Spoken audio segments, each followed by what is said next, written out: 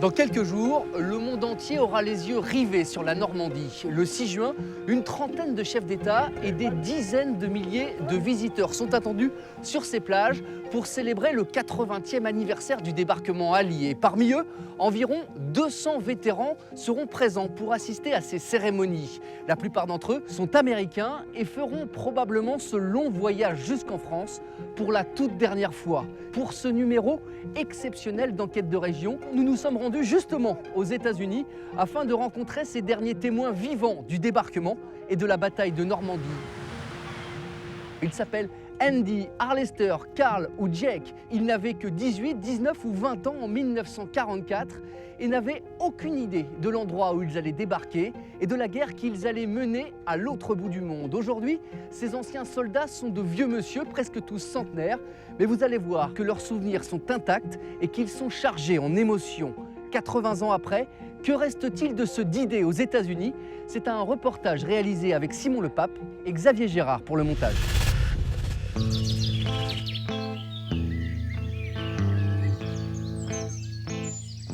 Dans les vertes montagnes de l'État de Géorgie, il faut le voir pour le croire. 1, 2, Andy Negra a 99 ans. 4, Et comme souvent, il commence sa journée par lever de la fonte. 2, 3,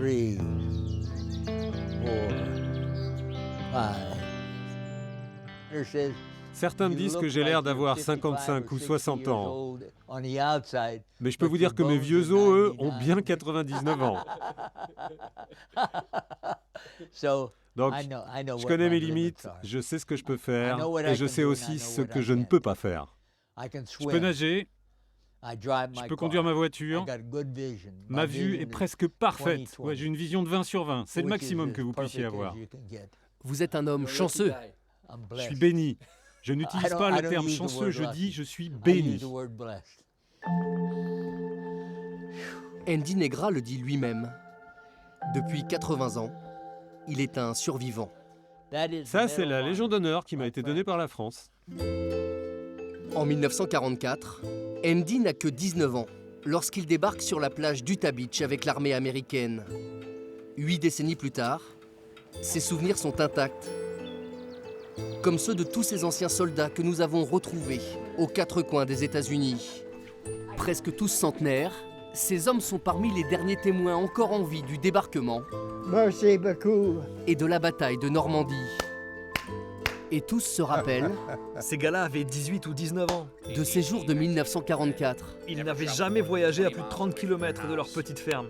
qui ont fait basculer leur vie et la Deuxième Guerre mondiale. Parlez-vous français?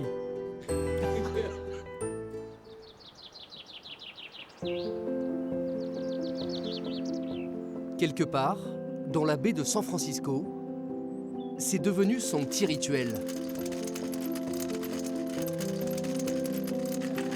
Jack Larson a 101 ans et chaque matin, il assiste en famille à la levée des drapeaux français et américains. I'm getting tears in my eyes J'ai les larmes aux yeux. because I love them both. Je les aime autant l'un que We l'autre. even copied the colors. Ces deux drapeaux ont les mêmes couleurs. Red, Rouge, white, and blue. blanc, bleu. It is Ils font part partie of de my ma vie. and the C'est même bigger le plus part grand of my moment life. de ma vie. If- Si on n'était if pas allé we en wouldn't France have pour kicked botter le cul Hitler's ass d'Hitler, out of on France, parlerait peut-être tous allemand aujourd'hui. we'd have been talking German here. Jack Larson n'a que 21 ans quand il débarque le 6 juin 1944 dans la furie d'Omaha Beach, quelques mois seulement après avoir quitté sa petite ferme du Minnesota. I really did it for the money. Je me suis engagé dans l'armée seulement pour l'argent. You can't imagine what it was Vous ne like in pouvez the pas imaginer Depression. quelle était la situation pendant la We Grande didn't Dépression aux have any États-Unis. money. On n'avait We pas lived d'argent. on a farm, On vivait no sans electricity, électricité, no sans eau running courante. water, On s'éclairait à la bougie. kerosene lanterns. Pour un gamin de 19 ans, c'était une véritable aventure. Nous ne savions absolument pas dans quoi nous nous embarquions. Nous ne savions même pas vraiment où on allait. On nous avait mis dans un blindé avec 4 autres gars et on avançait. Voilà. Je ne peux pas vous dire que nous avions peur parce que nous ne savions même pas de quoi nous devions avoir peur. J'étais juste un gamin de 19 ans. J'avais tout à apprendre. En partant, la seule chose que je savais, c'est que j'étais bien loin de ma Louisiane et loin des États-Unis. Parce qu'on a mis 14 jours pour traverser l'Atlantique.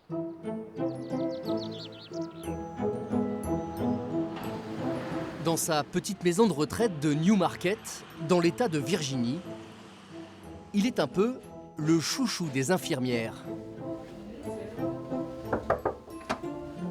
Carl Felton a 98 ans. Bonjour Carl, vous avez fini le petit déjeuner? Lui aussi était à Omaha Beach le 6 juin 1944.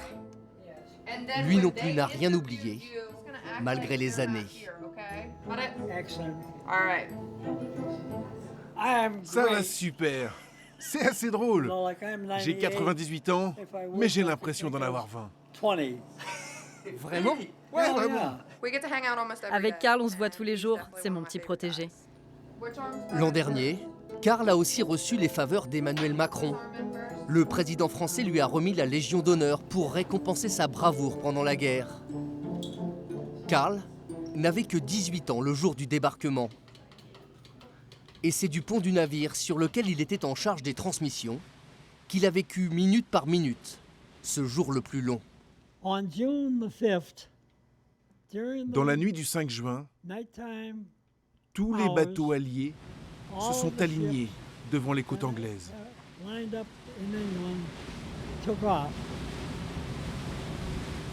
Nous n'avions absolument aucune idée de ce qui nous attendait. Il y avait donc de la peur et de l'incrédulité, comme si tout ça n'était pas réel. Mais c'était bien réel. Tout le monde était inquiet, c'est humain, car ce jour-là, on savait que certains d'entre nous ne reviendraient peut-être pas. L'opération Overlord est lancée. Le 5 juin 1944, 73 000 soldats américains embarquent depuis l'Angleterre, en direction des plages normandes d'Omaha et Utah Beach. Je suis monté sur une barge aux premières lueurs du jour. Moi, j'étais assis à tribord, à l'avant de la barge. De là, je pouvais entreapercevoir les bateaux. Au fur et à mesure que nous avancions, il y avait des cuirassés. Et plus nous approchions, plus il y avait des petits bateaux un peu partout. Il y avait aussi ces énormes dragueurs de mines qui faisaient exploser les grosses mines flottantes.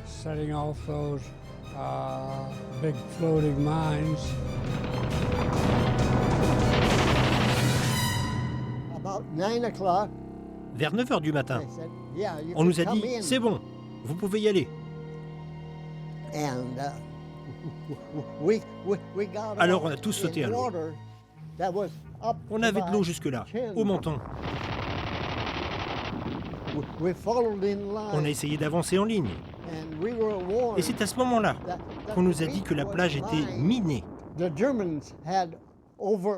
Les Allemands avaient disposé des millions de mines partout sur cette plage et nous on marchait là, comme ça, au milieu de ce champ de mines. C'est fou! Mais on a réussi à sortir vivant de l'eau. Alors que 2 mitrailleuses MG-42 allemandes nous tiraient dessus de tous les côtés. En ce 6 juin, la météo est très mauvaise. À Omaha Beach, rien ne se passe comme prévu pour les soldats américains débarqués en première ligne. Il y avait des corps qui flottaient partout, tout autour de nous. J'ai compris plus tard que certains de ces soldats ont dû sauter par-dessus bord parce que les portes des barges n'arrivaient pas à s'ouvrir en raison des conditions météo et surtout de la houle.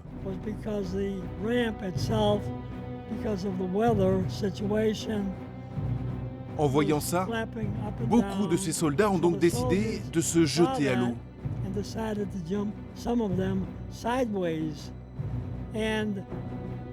Malheureusement, à cause du poids qu'ils portaient sur le dos et de l'état de la mer,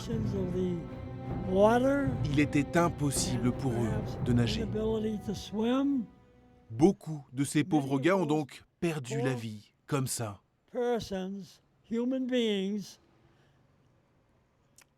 Voilà ce que j'ai vu depuis le pont du bateau. That is what we saw a lot of from the bridge of the ship.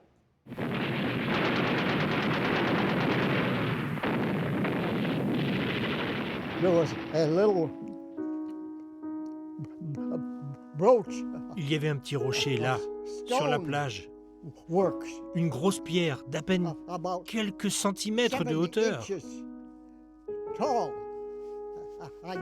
Je me suis caché derrière. De là, ils ne pouvaient pas me tirer dessus. Comme à l'époque, tout le monde fumait, et que je sens qu'il y a un soldat là, sur ma gauche, je lui dis « Hey mon pote, t'aurais pas une allumette ?» Il ne me répond pas. Alors je me tourne. Oui, il y avait un soldat à côté de moi. Il était là, oui, mais il n'y avait plus de tête sous son casque. À ce moment précis, j'ai senti que l'âme de ce soldat me disait de me tirer de là au plus vite et de courir.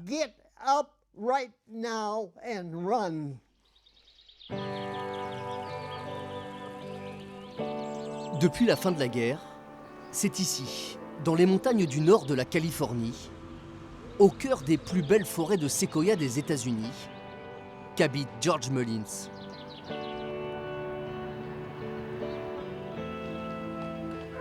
George a bientôt 99 ans.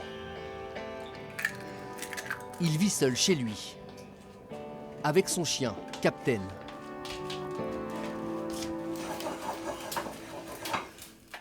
Je cuisine mieux que la plupart des restaurants. Et je ne veux pas aller en maison de retraite. Si je vais là-bas, je meurs. George Mullins est l'un des derniers soldats encore en vie à avoir débarqué avec la 101e Airborne le 6 juin 1944 à Utah Beach. Et 80 ans après le D-Day, l'un de ses petits plaisirs, c'est de revêtir dès qu'il le peut son uniforme, similaire à celui qu'il portait le jour du débarquement. Cet uniforme m'est très cher. Parce que c'est mon uniforme. Cet uniforme, il fait partie de ma vie. George Mullins n'a que 19 ans au petit matin du 6 juin. Quelques heures plus tôt, la plupart de ses compagnons de la 101e Airborne ont été parachutés sur le Cotentin. Avec le reste de sa division, George lui arrive à Utah Beach. En quelques heures, les Américains prennent la plage. Mais pour George, la bataille de Normandie ne fait que commencer. Quelques jours plus tard, dans les marais près de 40 ans, il frôle la mort une première fois. Ce que j'ai vu ce jour-là, c'est indescriptible. Je ne peux décrire ce que j'ai vu. Le pire moment, c'est quand des obus ont été largués juste au-dessus de nous. Autour de moi, il y avait plein de cadavres. Du bétail aussi était mort. Les obus explosaient de partout. La seule chose qu'on voyait, c'était cette grande lumière blanche qu'ils formaient en explosant.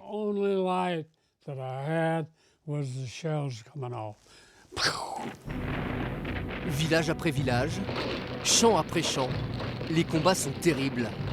Pendant tout l'été 1944, près d'1 million de jeunes soldats américains vont débarquer pour se battre sur tous les fronts de cette bataille de Normandie. Ma grande chance, c'est d'avoir survécu. J'ai pas été blessé, aucune balle ne m'a touché, aucun obus ne m'a touché. Bien sûr, j'ai eu des moments difficiles, de grosses frayeurs, comme ce jour-là à Avranches. J'étais descendu du blindé pour aller chercher de l'eau dans un puits. Il y avait un puits qui était là. Et c'est à ce moment-là que 5 avions allemands sont arrivés. Ils sont descendus sur moi et se sont mis à tirer sur ce puits. Aujourd'hui encore, je ne sais pas pourquoi, mais ils m'ont raté.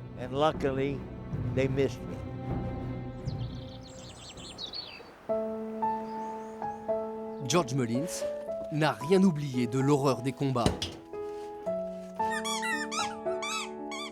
Après la guerre, il est devenu pacifiste.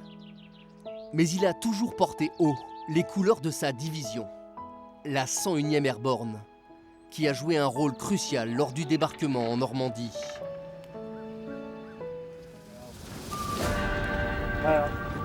Bienvenue dans le Kentucky. Bienvenue à Fort Campbell, le fief de cette mythique 101e Airborne.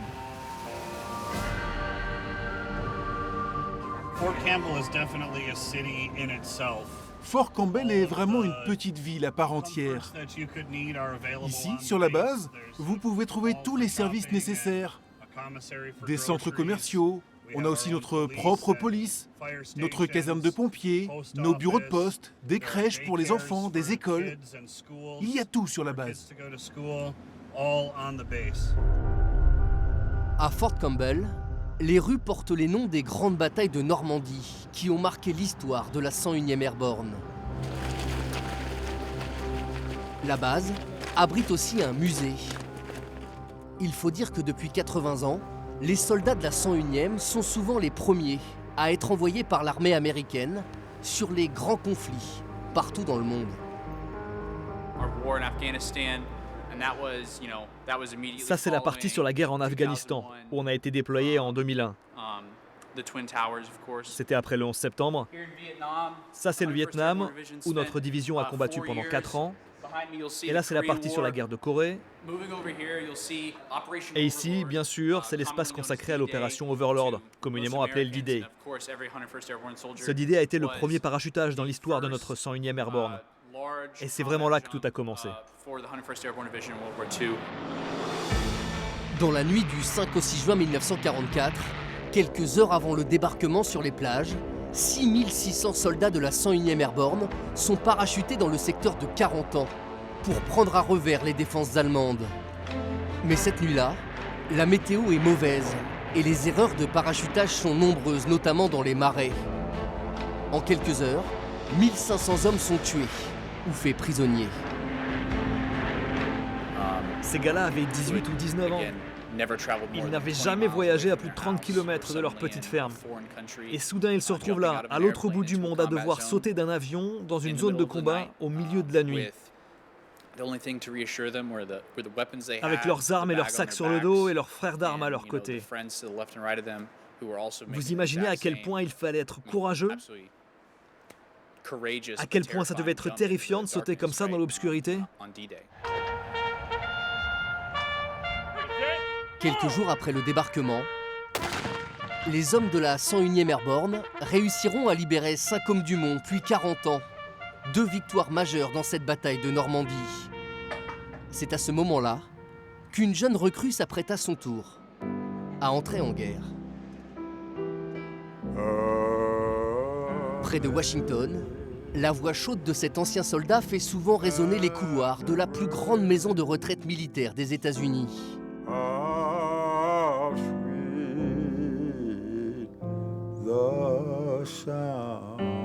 Le révérend Arlester Brown a aujourd'hui 100 ans. Mais il était à peine majeur quand il est parti faire la guerre à l'autre bout du monde.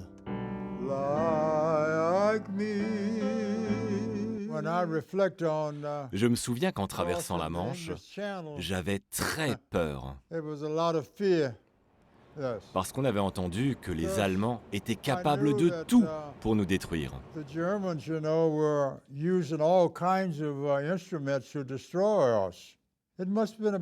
Moi, je suis arrivé en Normandie environ 5 jours après le débarquement, à bord d'un de ces énormes bateaux qui acheminaient la logistique.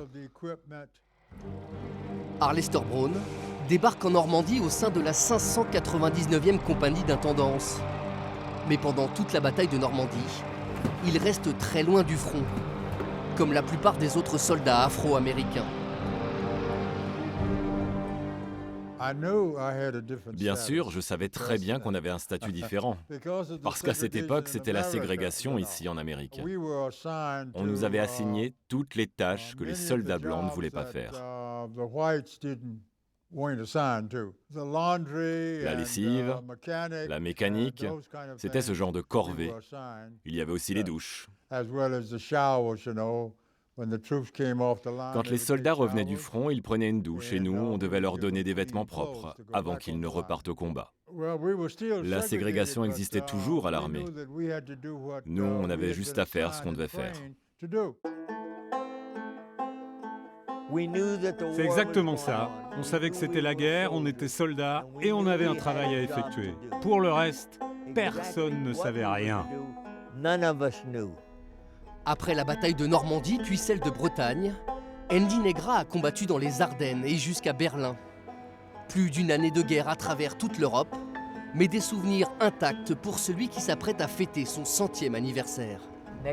L'année prochaine, mon permis va expirer, mais je vais en redemander un nouveau. Il n'y a pas de raison, tant que je me sens bien. Andy est le doyen de sa communauté, le chouchou aussi. Et chaque dimanche, lorsqu'il se rend à la messe, l'ancien soldat vient prier, bien sûr, mais aussi soigner sa cote de popularité.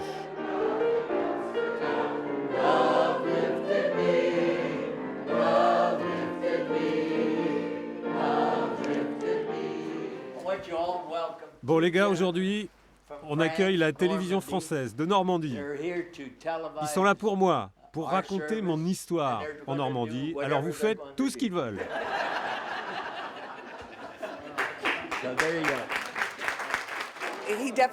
Andy est vraiment un monument dans notre communauté. Pour nous, pour nos écoles, pour nos enfants. Mon fils a 17 ans et il l'admire. Andy n'était qu'un gamin quand il a été enrôlé dans l'armée. Il n'avait aucune idée de l'endroit où il est allé. Mais il y est allé. Et il a fait ce qu'il avait à faire, en faisant face à la mort, comme tant d'autres.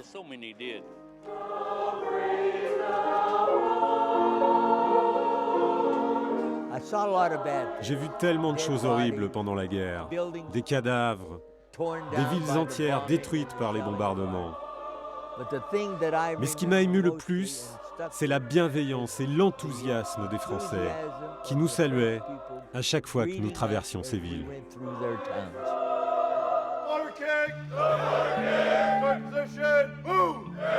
80 ans après la guerre, dans le Kentucky, la 101e Airborne s'efforce d'entretenir au quotidien le souvenir de ce débarquement en Normandie. Même si pour les nouvelles recrues, le D-Day semble parfois bien lointain. Le 6 juin 1944 ? Non, je ne sais pas. En France ? J'en ai aucune idée. 1944 C'était le jour J, c'est ça ?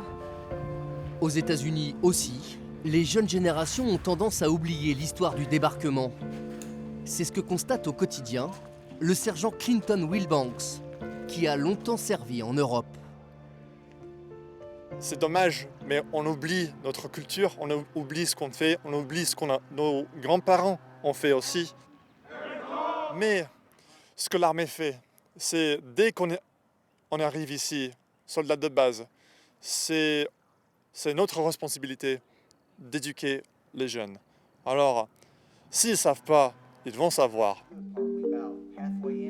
Pour ne pas oublier, au lycée de Fort Campbell, les enfants de militaires ont des cours d'histoire un peu particuliers.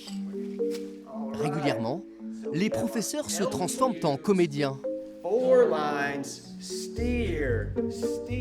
pour apprendre aux élèves l'histoire des parachutistes de la 101e Airborne. Allez, maintenant, on va monter dans le bateau. Et celle du débarquement. Mais faites attention, il est fragile. Ce jour-là, la leçon se déroule dans cette barge en carton. Imaginez ce qu'il s'est passé quand les portes se sont ouvertes. Bam! Les mitrailleuses allemandes tiraient de tous les côtés. Ce jour-là, la majorité des soldats des 2 premières vagues ne sont pas revenus. Immersion garantie avec en prime les effets spéciaux. L'idée, c'est vraiment de montrer aux élèves ce que les soldats ont ressenti ce jour-là. En les plaçant comme ça, dans ces barges de fortune, ils comprennent ce que c'était vraiment d'aller se battre sur les plages. Les petites pulvérisations d'eau, le bruit, cela leur montre à quel point c'était chaotique et terrifiant. Ils n'avaient aucune idée de ce qui allait leur arriver, mais tous savaient qu'ils avaient une mission à effectuer.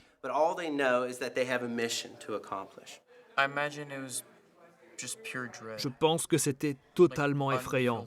C'est même indescriptible. Le simple fait d'être dans ce bateau nous donne cette impression. On imagine le cauchemar. On pouvait rien voir de ce qui allait se passer dans ce petit espace. Ça devait être complètement terrifiant. Dans la baie de San Francisco, Jack Larson, que tout le monde surnomme Papa Jack, a lui aussi raconté son histoire aux plus jeunes. D'abord à ses enfants, puis à ses petits-enfants. Ça te fait quoi de bientôt retourner en Normandie? Et enfin, à ses arrière-petits-enfants, qui ont décidé de le filmer et de publier ses récits vidéo sur TikTok. Un réseau social sur lequel Papa Jack est une véritable star aux États-Unis. Le vétéran d'Omaha Beach compte plus de 800 000 abonnés. Il y raconte sa vie, ses rencontres. Ce gars-là est un survivant de la Deuxième Guerre mondiale. Et surtout son parcours et ses anecdotes lors de la bataille de Normandie. Et c'est à ce moment-là qu'on est descendu avec des échelles dans les barges du débarquement. Je ne sais pas pourquoi tous ces gens m'aiment autant.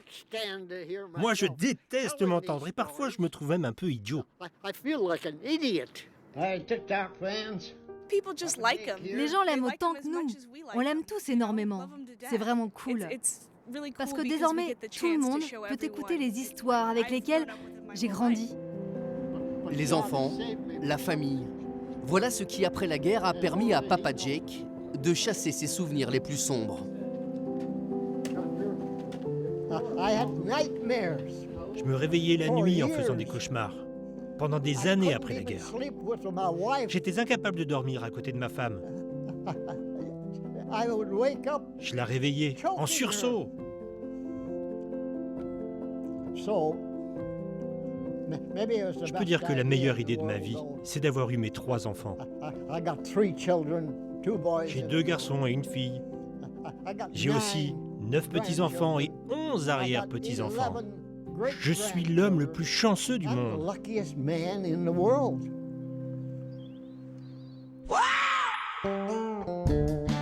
En devenant pasteur après la guerre, Arlester Brown a lui aussi choisi d'aborder la vie avec philosophie et élégance. Vous savez, moi, j'ai plein de cravates, mais certaines sont très spéciales. Celle-là, c'est pour les grandes occasions. De la bataille de Saint-Lô jusqu'à l'Allemagne où il est blessé au visage en janvier 1945, il ne retient que le positif de cette Deuxième Guerre mondiale.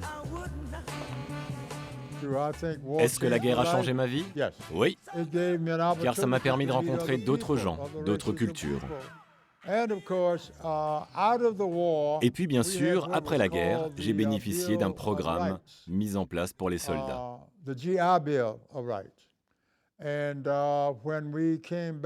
En rentrant au pays, ce programme a financé nos études. Et donc je suis allé à l'école. Et ça, c'était justement mon rêve avant de partir à la guerre.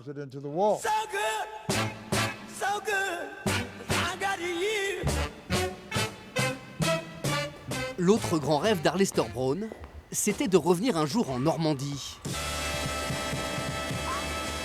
Un rêve qui va une nouvelle fois se réaliser cette année. Grâce au travail des nombreuses associations d'anciens combattants qui prennent soin des vétérans aux États-Unis.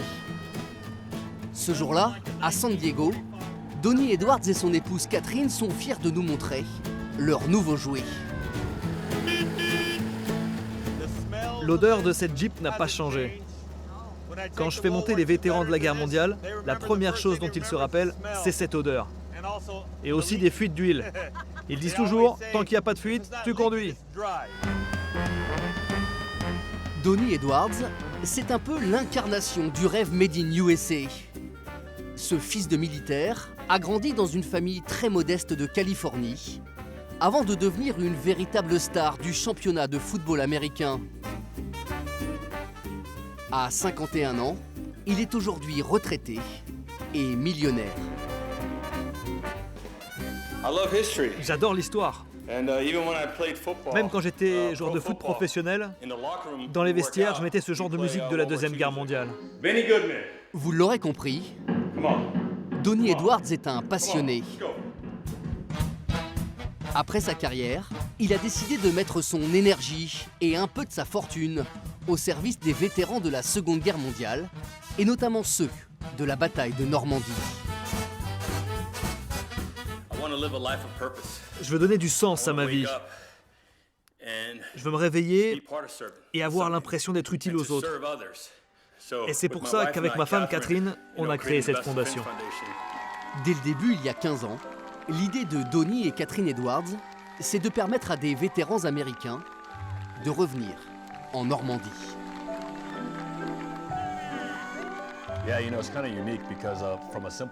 Tout part d'une simple discussion avec un vétéran de la Seconde Guerre mondiale qui me raconte qu'il a envie de retourner en Normandie, en Europe.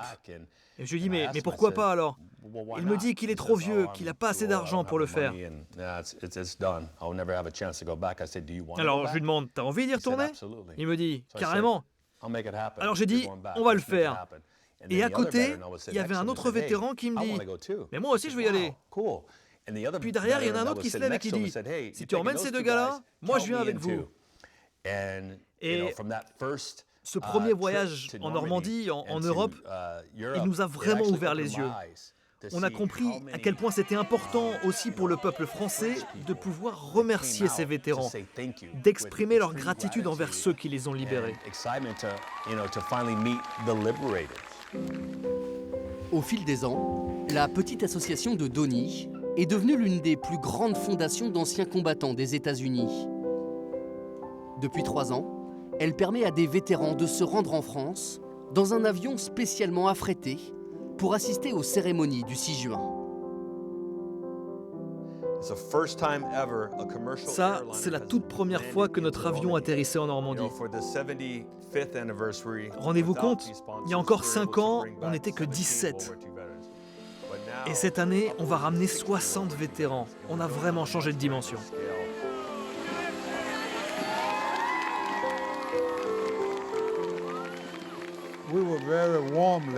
Je me souviens qu'en France, on a reçu un accueil extrêmement chaleureux. Il y avait même beaucoup de respect. Beaucoup plus qu'en Amérique à l'époque. La gentillesse des Français a toujours été incroyable. Ils respectent énormément ce que l'on a fait, en entretenant le souvenir. Quand je vois les enfants, ce qu'on leur apprend, le respect qu'ils nous témoignent, ça me touche beaucoup. Ils n'oublient pas, et on leur apprend à ne pas oublier. À bientôt 100 ans, Bill Baker sera l'un de ces 60 vétérans à monter dans cet avion très spécial qui va relier Atlanta et Deauville. Un retour en France très attendu par cet ancien aviateur qui a survolé les plages de Normandie il y a 80 ans, le jour du débarquement. J'ai tellement de chance.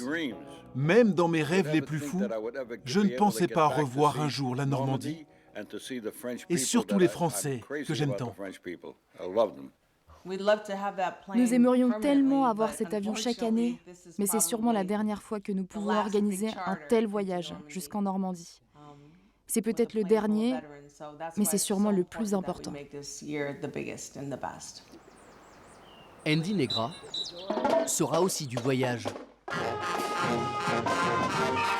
En attendant, comme souvent, il se rend dans les écoles pour raconter son histoire aux élèves.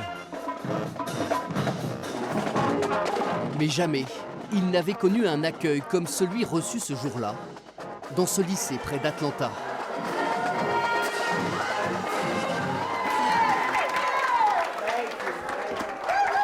Oh mon Dieu! C'est incroyable. C'est l'un des plus grands moments de ma vie. Ce matin-là, pendant près d'une heure, l'ex-soldat quasi centenaire va répondre aux questions des élèves sur son parcours pendant la Deuxième Guerre mondiale. Comment s'est passé votre retour après l'armée? C'était quoi votre métier pendant la guerre? Qu'est-ce que vous avez ressenti le jour où vous avez débarqué? Ce que j'ai ressenti? Oh, tu sais, c'était juste un jour comme les autres. Moi, j'aime la vie. J'aime vivre. Parfois, les gens me demandent si je vais mourir un jour. Bah, moi, j'en sais rien. Quoi qu'il arrive, je reste positif, car le seul qui décide du jour où on va quitter ce monde, il est là-haut. Depuis 80 ans, Andy Negra est donc un survivant. Allez, souris, fiston! Un vétéran qui croque la vie à pleines dents.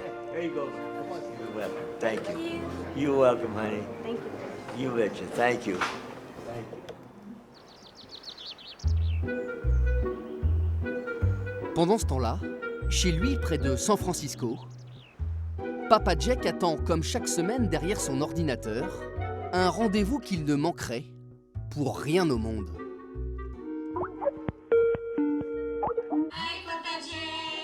À plus de 6000 km de là, il retrouve Maya, Gia et Elia. Oh, I love you. Yes. 3 enfants de la même famille qui vivent en Normandie. My French family. Lui ne parle pas du tout français, eux pas vraiment anglais. Mais entre le vétéran américain et les enfants, c'est lié une incroyable histoire d'amitié. On essaie de se débrouiller au mieux qu'on peut. Des fois c'est des sourires, des fois c'est des je t'aime. I love you, Papa Jack. I love you. Est-ce que tu as hâte de revenir en Normandie pour venir nous voir? Bien sûr, les enfants. Vous savez que vous faites partie de la famille. C'est d'ailleurs pour ça que je vous ai invité à mon anniversaire. Il y a quelques mois, toute la petite famille s'est donc rendue en Californie pour fêter les 101 ans de Papa Jack. Cette improbable amitié a commencé il y a 2 ans en Normandie, lors des commémorations du 6 juin. Ces enfants, je les aime autant qu'ils m'aiment. Vous savez, on ne peut pas tricher avec l'amour. Ces enfants me permettent de continuer à avancer, de rester vivant. Près de Caen, dans l'une des pièces de la maison familiale, Gia a même aménagé un véritable petit musée consacré à l'histoire de Papa Jack, bien sûr, mais aussi à celle des autres vétérans américains qui ont débarqué en Normandie en 1944. On leur doit beaucoup de choses et je suis vraiment admiratif de ces héros. C'est venu avec mon arrière-grand-père qui me racontait beaucoup d'histoires, souvent drôles et un peu moins. Et j'ai commencé avec des petites figurines de chars, etc. Et au lieu de commander des jouets à Noël, je commandais des objets. Et ça mène à ça aujourd'hui et je suis super content. J'aimerais tellement redevenir un enfant. Avoir 12 ans. Revivre ça, ce serait tellement merveilleux. Papa Jack loves you. Oh, God. Oh, God.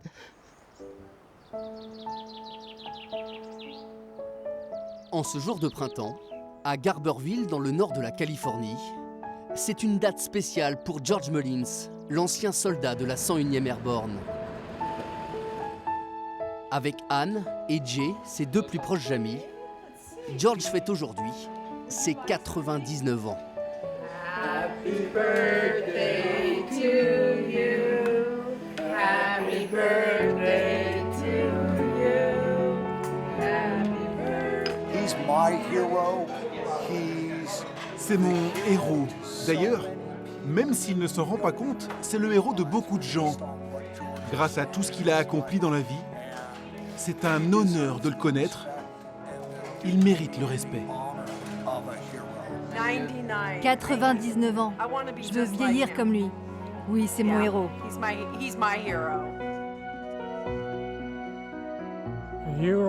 Les héros, les vrais, ne sont pas revenus. Moi, je suis juste George. Non. J'ai juste survécu.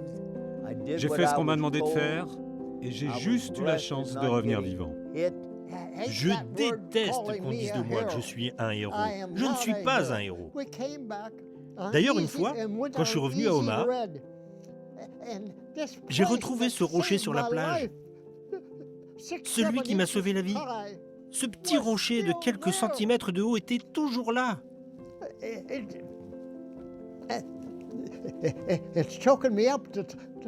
Ça me serre la gorge de vous le raconter, mais il était toujours là, ce rocher, qui m'a sauvé la vie le jour J.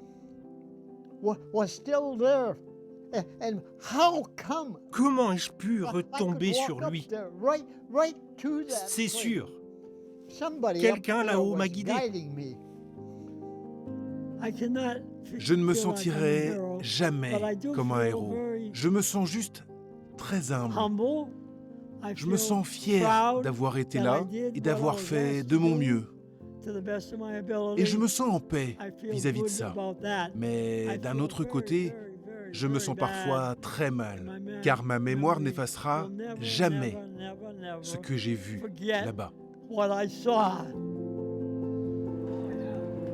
80 ans après, aux États-Unis, les derniers témoins du D-Day n'ont rien oublié.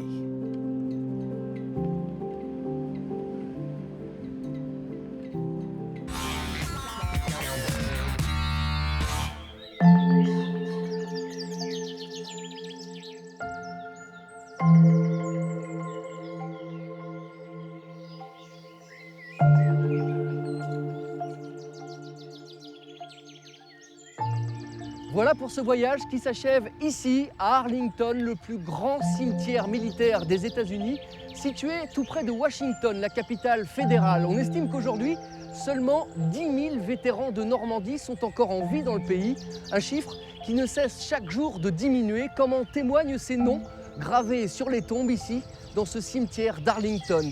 Dans quelques jours, ces vétérans ne seront qu'une petite centaine à faire le long voyage jusqu'en France, peut-être pour la toute dernière fois, afin de participer aux cérémonies du 80e anniversaire du débarquement. La plupart d'entre eux prendront place à bord d'un avion spécialement affrété entre Atlanta et Deauville. Et c'est une Française, une Normande, qui est à l'origine de cet avion très attendu. Elle vit ici, aux États-Unis, justement à Atlanta.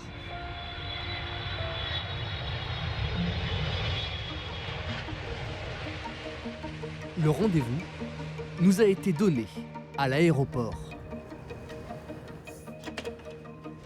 Bonjour Virginie. Bonjour Florent. Ah, c'est impressionnant. C'est cet avion-là qui va atterrir à Deauville. C'est dans cet avion qu'une soixantaine de vétérans arrivera en Normandie le 3 juin prochain. 60 passagers, 60 accompagnants, une équipe médicale de 15. Jamais le petit aéroport de Deauville n'avait accueilli un si gros porteur. En ce 80e anniversaire du débarquement allié, cet avion très spécial, c'est un peu le bébé de Virginie Dure. Quand je suis prête là ? Merci de nous accueillir ici à Atlanta, au siège de la compagnie aérienne pour laquelle vous travaillez. Ça fait 35 ans que vous vivez aux États-Unis et pourtant vous êtes né en Normandie et vous avez été bercé par ces histoires de la Seconde Guerre mondiale. Oui, tout à fait. Je suis née à Caen, du nom de Virginie Feutry. Ma grand-mère roumaine s'appelait Virginia Feutry. Et avec son mari, ils ont été libérés le 6 juin 1944. Et donc j'ai baigné dans cette histoire familiale, en effet. Et même ici, aux États-Unis, vous avez fondé votre famille, vous avez continué pendant des années avec vos enfants à célébrer ces cérémonies autour du 6 juin. Oui, tout à fait. C'est très ancré dans mon histoire familiale. Donc tous les ans, on commémore le 6 juin, que ce soit en France ou aux États-Unis, avec mes enfants ici, qui sont franco-américains. Et pendant la crise du Covid, je voyais ces vétérans disparaître très rapidement. Et j'ai eu cette idée un petit peu folle de me dire, bon, après le Covid, comment on fait pour les ramener en Normandie, pour qu'ils soient de nouveau commémorés, célébrés comme il se doit. Et il y a eu une urgence de temps. Et une idée m'est venue de les ramener en Normandie. Mais ceci dit, pas en passant par Paris, parce que c'est, comme vous avez pu faire l'expérience et comme je l'ai fait souvent, c'est très long comme voyage, c'est très fatigant. Et quand on a 95 ans et qu'on veut voyager, c'est compliqué. Donc l'idée m'est venue, puisque je travaille pour une compagnie aérienne, de solliciter ma compagnie et de leur proposer de prendre un avion de notre flotte et de voler pour la Normandie. Et justement, est-ce que ce long voyage pour des vétérans qui sont très âgés, c'est pas un pari un petit peu risqué? C'est éprouvant, mais je reste quand même assez étonnée de leur forme. Et je vous partagerai l'histoire d'un vétéran la première année qui me semblait pas vraiment en forme. Et en effet, on aurait pu se poser la question. Et aujourd'hui, ce vétéran, tout d'abord au décollage, il nous a dit même s'il m'arrive quelque chose, je préfère mourir auprès de mes frères en Normandie. Donc c'était sa première réponse. Et la deuxième chose que j'ai pu observer avec beaucoup d'émotion, c'est que quand il est arrivé en Normandie, il a reçu la Légion d'honneur et là, il s'est levé de son fauteuil et il est toujours parmi nous aujourd'hui. Ça lui a donné un nouveau boost. Donc oui, c'est sérieux parce que pour eux, ça l'est. Et pourquoi ne pas réaliser leurs rêves les plus fous également? Ça va être une super fête. Une énorme fête. Merci beaucoup Virginie Dur. Merci Florent.